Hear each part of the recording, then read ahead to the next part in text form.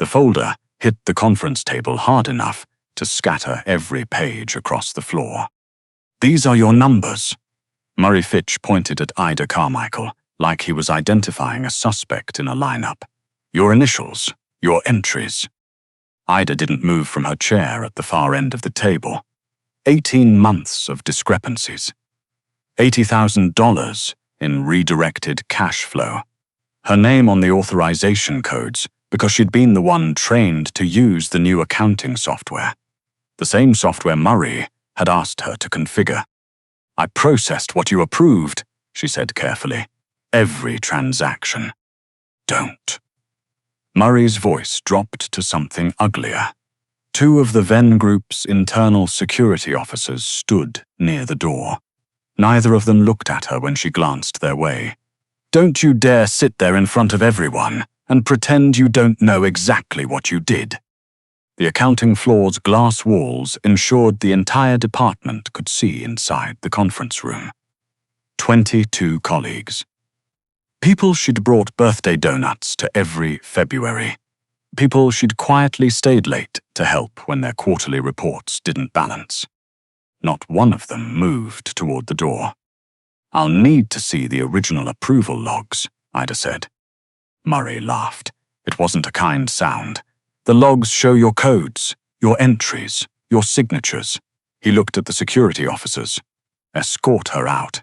She's not to access any system before legal reviews her workstation."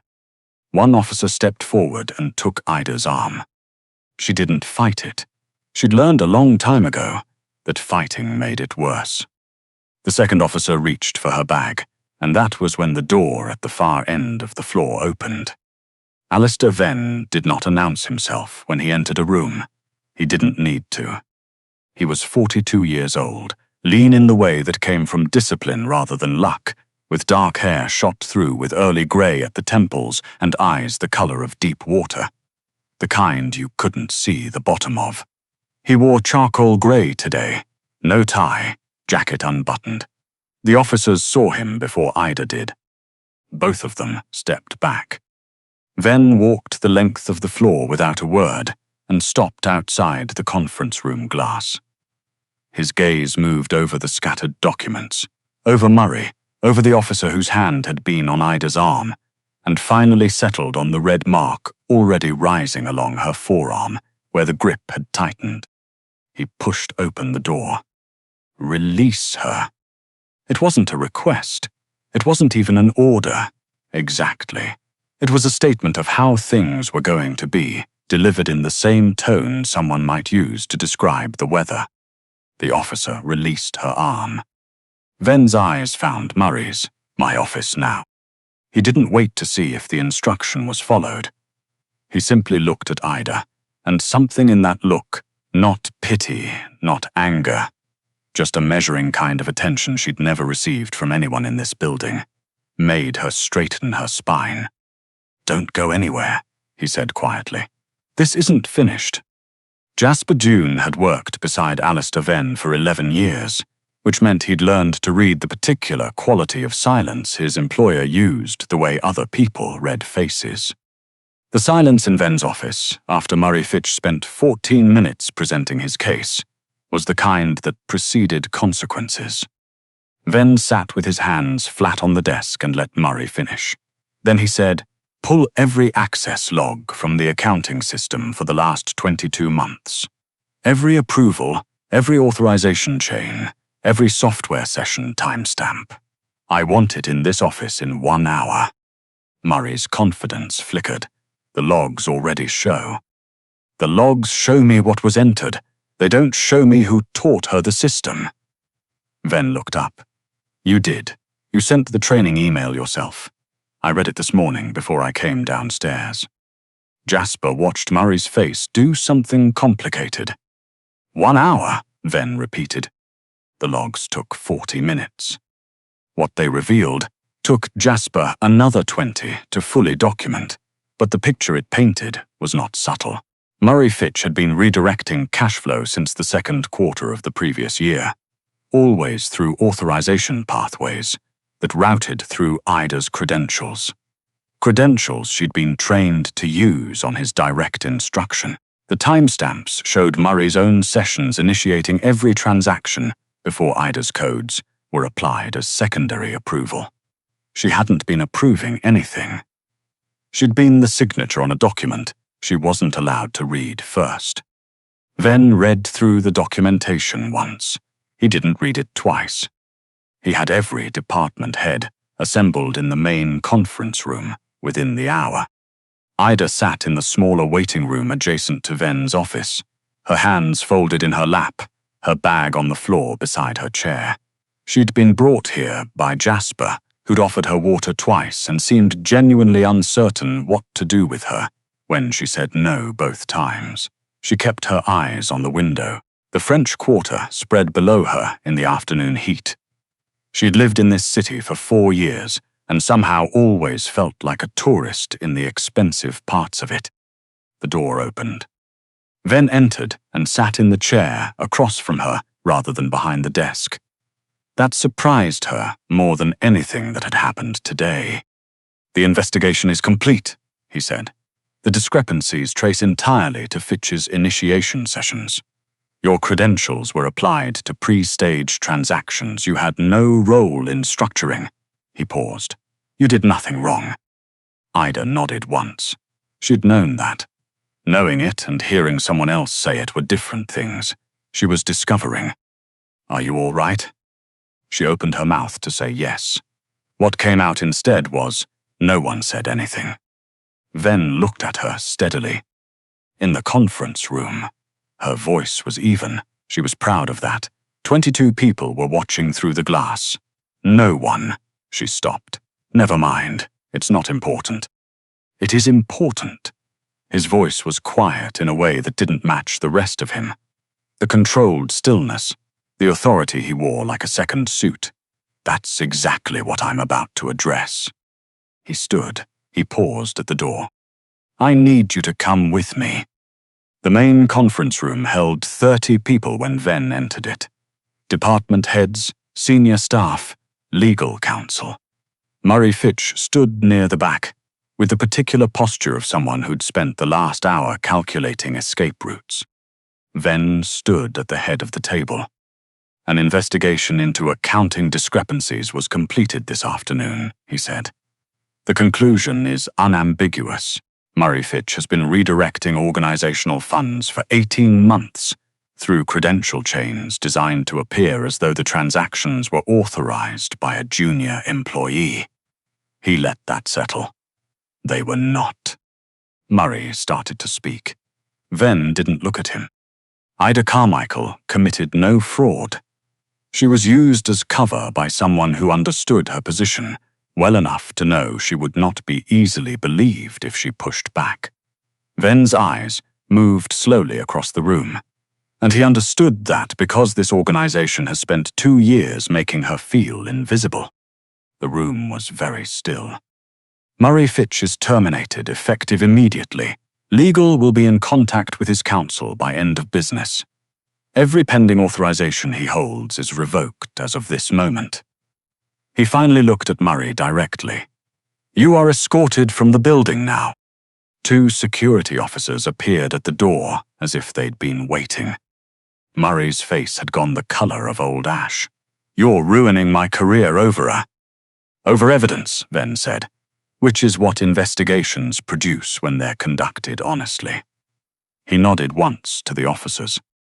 After the doors closed behind Murray and his escort, Ven looked back at the assembled room. "I expect precision from everyone who works in this organization. I also expect decency." His voice carried no heat, which somehow made it more effective than anger would have been. "If anyone in this room witnessed what happened on the accounting floor this afternoon and chose to say nothing, I'd suggest using the remainder of today to consider whether that choice reflects the kind of person you want to be." Several heads dropped. Jasper developed a habit, over the weeks that followed, of answering Ven's first question before any morning briefing began. The question was always the same: how early did she come in? The answer was always early. Ida Carmichael arrived before 7, brewed her own coffee in the break room rather than using the executive lounge on the upper floor, and was usually 3 reports into her morning before the next earliest person arrived at 8:30. Jasper had initially assumed Ven's interest was professional. She was exceptional at her work, the best reader of anomalous data patterns he'd seen in a decade of watching people work numbers. But then Jasper started noticing the other things. The way Ven walked a different route through the building when he knew she'd be at the copier. The way the pace of his footsteps slowed when he passed the break room and she was inside. The way he'd started asking Jasper for updates on things he used to never inquire about. Who had called in sick, who had a family situation, whether anyone on the accounting team needed anything the organization could provide. What he was actually asking, Jasper understood, was whether Ida needed anything. She didn't ask for things. That was the problem. Or rather, that was the thing about her that seemed to consume Ven's attention the most. He learned, for instance, that Ida had quietly been compiling a shared resource guide for the junior accounting staff. A document covering every system, every report format, every idiosyncratic quirk of the software Murray had never properly explained. She'd built it on her own time and shared it without attribution, the way you'd leave a door unlocked for someone you knew was coming. He learned that she'd covered 2 shifts for a colleague who had a medical crisis, telling the supervisor she'd miscalculated her own schedule, so the colleague wouldn't face an unexcused absence. He learned that she'd been buying breakfast on Fridays for the building's maintenance team, leaving the bags at their station before anyone arrived, never mentioning it to anyone. Jasper mentioned none of these things to Ven directly. He simply included them in his weekly summary reports, buried in the operational section. The way you'd include something you wanted someone to find, but couldn't hand them directly. Ven read every word. One evening, Jasper found Ven standing in the corridor outside the accounting department at 7:30, when the floor should have been empty. The lights inside were still on. Through the glass, Ida sat at her desk with a stack of printed reports and a red pen, marking corrections on someone else's work. Ven watched her for a long moment. "She's been here since 6:45 this morning," Jasper said quietly. "I know. That's 13 hours. Ven didn't answer. He watched Ida cap her pen, gather the corrected reports into a neat stack, and write something on a post-it note she pressed to the top. Then she stood, stretched in the unself-conscious way people did when they thought no one could see them, picked up her bag and turned off the desk lamp. She looked up as she came through the door and found both of them standing there. Her posture shifted immediately. That automatic adjustment, spine straight, shoulders pulled in, chin down, the particular geometry of a person trying to take up less space, that Ven had been watching for weeks and couldn't stop watching. She braced the way people braced when they'd learned that being noticed rarely meant something good was coming. "I was just finishing up," she said. "You don't need to explain yourself," Ven said. She looked uncertain about what to do with that statement. He nodded at the reports in her hands. "Whose work?" A brief pause. "The new hires, his quarterly projections. He's still learning the format. I didn't want him to submit something that would reflect poorly on him." "That's not your responsibility." "I know." She adjusted the stack in her arms. "I didn't mind." Ven said nothing for a moment. "Go home," he said finally. "It's late." She nodded, moved to pass them, and he said, "Ida." She stopped. "Thank you," he said. "For what you do here, I see it." The look that crossed her face then was not gratitude, exactly. It was something more fragile than that, the expression of someone receiving something they'd stopped expecting. She recovered quickly, nodded once, and walked to the elevator. Jasper waited until the doors closed. "You've never thanked a staff member for their work," he said. "I know," Venn said. Jasper assembled what he could find about Ida Carmichael's history quietly over 2 weeks and brought it to Venn's office on a Thursday afternoon. It wasn't a thick file. Ida kept almost nothing of herself visible online. But what was there told a story. She'd graduated top of her cohort in accounting from Tulane. Her first 3 employers had described her work in glowing terms. Precise, intuitive, discreet. The kind of person you built a department around. She'd been passed over for promotion at every single one of them. The review notes, where Jasper had managed to locate them, were politely devastating. Not her qualifications, not her work, comments about client-facing visibility, about the image we're cultivating, about the kind of presence that represents the brand. One note from a hospitality management firm used the phrase "unfortunately not aligned with our aesthetic direction" under the section marked "promotion eligibility." She hadn't been passed over because of her work. Venn read through the documents without speaking. Jasper placed one more page on the desk. She was engaged, 4 years ago, financial analyst at a competing firm. The engagement ended after she attended his company's annual dinner. He let Venn read the note, a text conversation a mutual acquaintance had screenshot and posted, apparently not understanding who would eventually see it. The ex-fiancé's message was brief. "I need someone beside me who doesn't make my colleagues laugh." Venn put the page down. He was quiet for a long time. "She carries all of that," he said finally. It wasn't a question. "Every time someone looks at her a certain way," Jasper said, "you can see her calculating whether it's about to happen again." Venn looked out the window. The city moved below them in the August heat.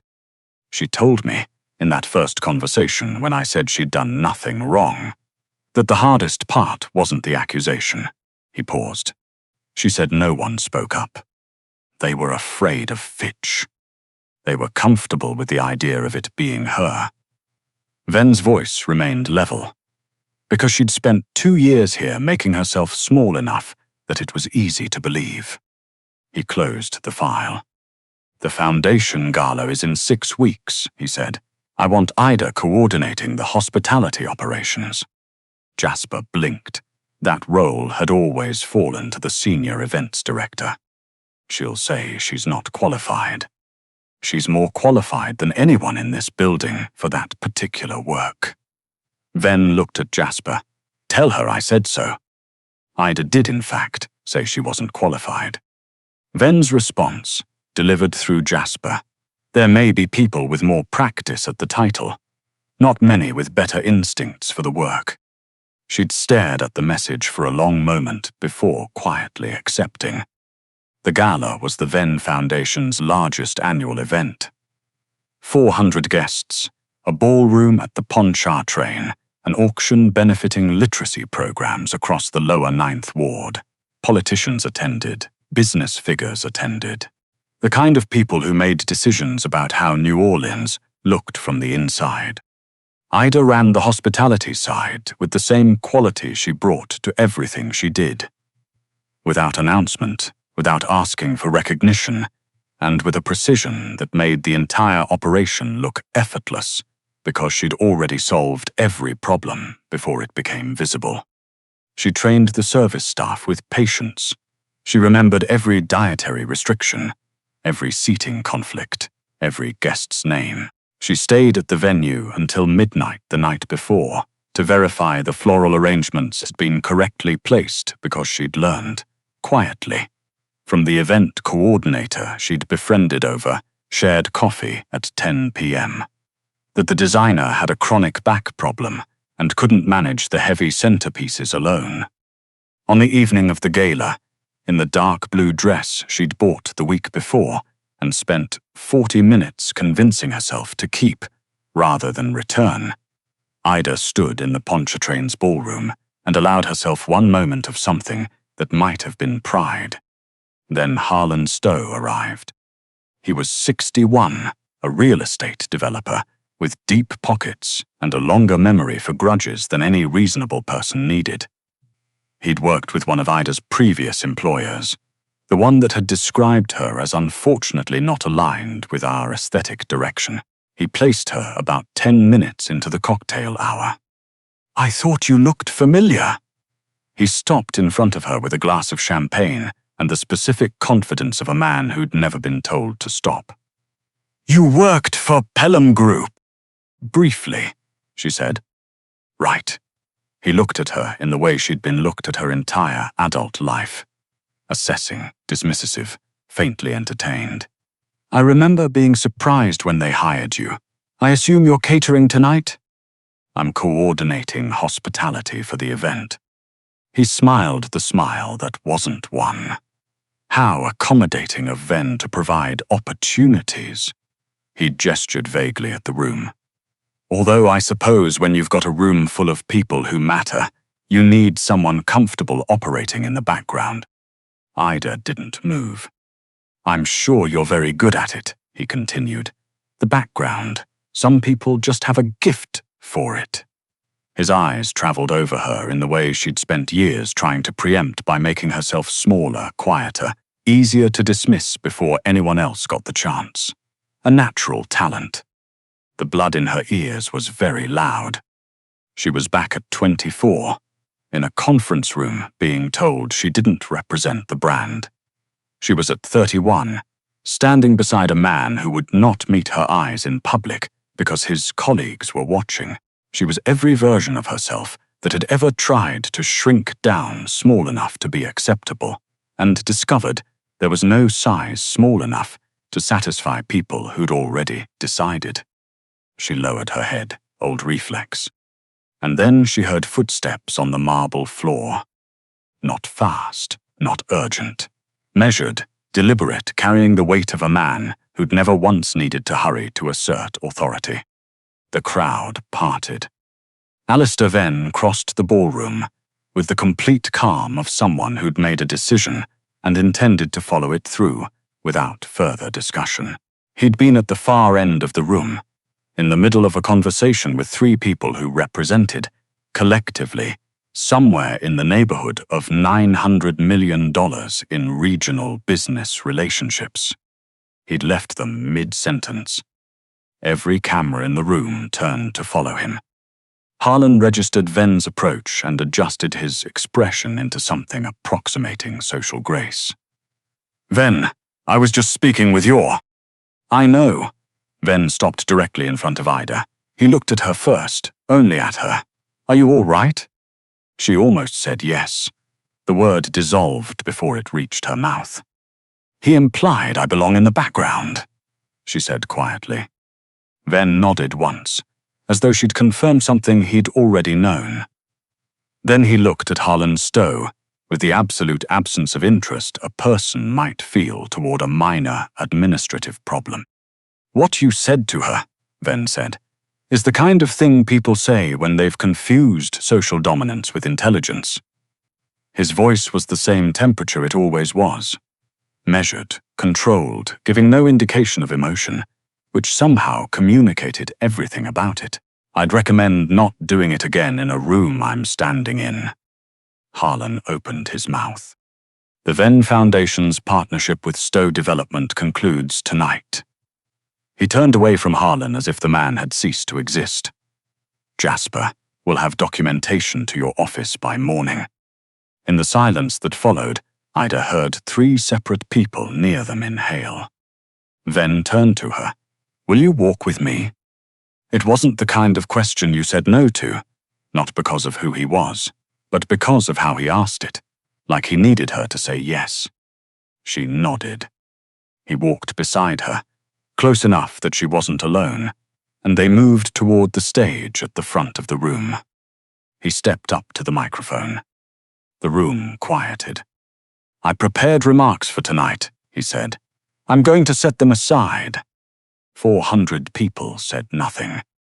"Several months ago, my organization's accounting department was used as the site of a deliberate frame. A staff member, one of the best professionals I've employed in 20 years of running businesses, was publicly accused of fraud she didn't commit in front of her colleagues and held by security, while her accuser performed certainty he hadn't earned. His voice never wavered. The investigation took less than an hour. The evidence was unambiguous. The person responsible was terminated. A murmur moved through the audience. What was slower to address, he continued, was the question of why it was so easy to believe she'd done it. He looked out at the room. The answer is that Ida Carmichael had spent 2 years in my organization making herself invisible. Not because she lacked confidence in her work, because she'd spent her entire career being told, in ways both explicit and politely packaged, that she didn't belong in the rooms where decisions were made, that her value was conditional, that she should be grateful for the background. Ida stood at the edge of the stage, very still. She is standing in this room tonight because she earned every right to be here. She organized this event with the kind of quiet competence that makes excellence look easy. She does that every day, for work that is often never attributed to her, for colleagues who don't always know to thank her, for an organization that took too long to see what was in front of it. He looked at her directly. Her name is Ida Carmichael, and if you've come tonight as a partner, investor, or guest of this foundation, you should know her name. Because the care in this room, the warmth, the precision, the attention to every detail you haven't noticed, precisely because it was handled before you arrived, that's hers. The applause began somewhere near the back. It built the way things built in a room when they were real, not performance, but recognition. The staff along the walls began it. The guests joined. Within seconds, the room was standing.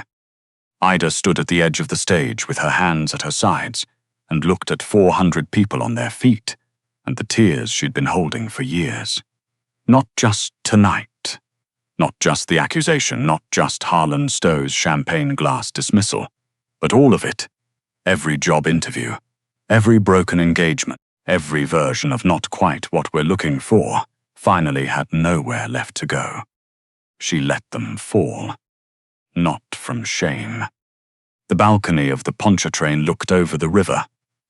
And after the program ended, and the auction closed and the guests began to disperse, Ida found herself standing there with a glass of water she wasn't drinking, watching the lights reflect on the water and trying to locate herself inside the evening. She heard the door open behind her. Ven stood at the edge of the balcony, jacket over one arm, looking at the same river. "You didn't finish your remarks," she said. "No." People noticed. "I imagine they did." She turned to look at him. "Why did you do that?" "You could have handled Stowe privately. A word, a contract review. You didn't have to." She stopped. "You were about to speak to 400 people about the foundation, about real work. You set that aside." He set his jacket on the railing. "Yes." "Why?" He was quiet for a moment in the way he was quiet when he was deciding something, not avoiding it. "Because I've spent a long time believing that power meant solving problems efficiently," he said. "Identify the variable. Eliminate the interference. Move forward." He looked at the river. "You made me understand that some things can't be solved that way. Some things only change when someone chooses to stand somewhere visible and say, 'This is wrong, and I'm not going to look away from it.'" Ida's hands tightened on the water glass. "The night Fitch accused you," he said, "you told me the silence was worse than the accusation. I remember. That stayed with me." He turned toward her. "You'd been given silence your entire career. By employers, by colleagues, by someone who should have chosen you and chose his reputation instead." His voice was level, but there was something underneath it she'd been learning to hear. A careful quality, like a man carrying something fragile. "I didn't want to be one more person who chose the easier thing." The city spread below them, warm and unhurried and oblivious to both of them. "I used to think," Ida said slowly, "that if I could just become the right version of myself, The right size, the right presentation, the right amount of visible. Someone would eventually decide I was worth the space. She laughed, and it was a short, unsteady sound. I spent so many years trying to shrink down to something acceptable. I kept thinking I was almost there. You were never the problem, he said. She looked at him. I'm not saying it the way people do when they want you to feel better, he said. I mean the person you actually are, the one who builds resource guides for junior staff without putting her name on them, who covers shifts for sick colleagues and lies to protect them from HR flags, who stays until 7 correcting someone else's reports, so a new hire doesn't get embarrassed on his first submission. He paused. That person doesn't need to be adjusted to deserve something. She's deserved it the entire time. The problem was every room that didn't know how to see her. Ida's eyes were bright. I'm not good at this, he said, and the admission surprised her. She'd never heard anything like vulnerability from him before, and it sat there unexpectedly, unguarded. I understand numbers and leverage and the weight of consequences. I don't always understand how to say. He stopped. Started again. I see you, Ida. I have been seeing you for months. Not despite who you are. Because of it. She turned toward him fully. I know I'm not what you expected, he said, but I need you to know that when I walked across that ballroom tonight, it wasn't because you needed someone to rescue you. A pause. It was because I've been sitting in my office reading reports about Friday breakfasts and midnight floral arrangements, and I needed you to know that someone was watching, that someone saw all of it, that it mattered. The river below them moved the way rivers did, patient and unhurried and completely indifferent to the humans above it. No one has ever looked at me the way you're looking at me right now, she said. Then let me be the first, he said, and the last. She reached up and pressed her hand against his chest. He covered it with his own. They stood there above New Orleans while the city continued its ordinary noise below, unaware, as cities always were, of the quiet, permanent things happening in the spaces between all the larger sounds. 6 months later, the Venn Group's annual report included a new division. Its official function was internal staff development and employee advocacy. Its unofficial function, the one that 3 separate business publications described as quietly transforming one of the most insular organizations in Southern commercial real estate, was Ida Carmichael. Her office was on the 7th floor. The window faced the river. She had a door that closed, a title that meant something, and a team of 7 who, almost universally, described working for her as the best professional experience of their careers. She still brought breakfast on Fridays. On the morning of the division's official launch, Jasper found Venn standing in the corridor outside her glass-walled office, watching her walk her team through their first initiative presentation. She was gesturing at a whiteboard with a dry erase marker and laughing at something one of her staff had said. The full laugh she'd spent years suppressing in professional settings because she'd been told it was too much. It filled the corridor. Venn watched her and said nothing. You should go in, Jasper said. I know. He didn't move. Give me a minute. Jasper looked at his employer. The man who'd made a room full of the wealthiest people in Louisiana stand up for a bookkeeper, who'd ended a 9-year business partnership over a champagne glass and an overheard comment, who asked every single morning how early she'd arrived and called it a routine question and convinced no one, and understood, as he had understood for some time, that whatever the correct word was for what Alistair Venn had become, ruthless was no longer the most accurate one. Inside the office, Ida caught sight of him through the glass. She raised the dry erase marker in a small wave, the gesture easy and unguarded and utterly unlike the woman who'd spent 2 years at the far end of every room. He raised a hand back. She smiled and turned back to her team. He watched for another moment, then he went in. Some people learn, eventually, that the love they'd been trying to earn with smaller and smaller versions of themselves had always been available to the real, unchanged, unreduced thing they actually were. Most of them learn it too late. Ida Carmichael learned it on a balcony above the Mississippi, from a man who'd chosen her name over a prepared speech. She didn't waste any more time being grateful it had finally happened. She was too busy.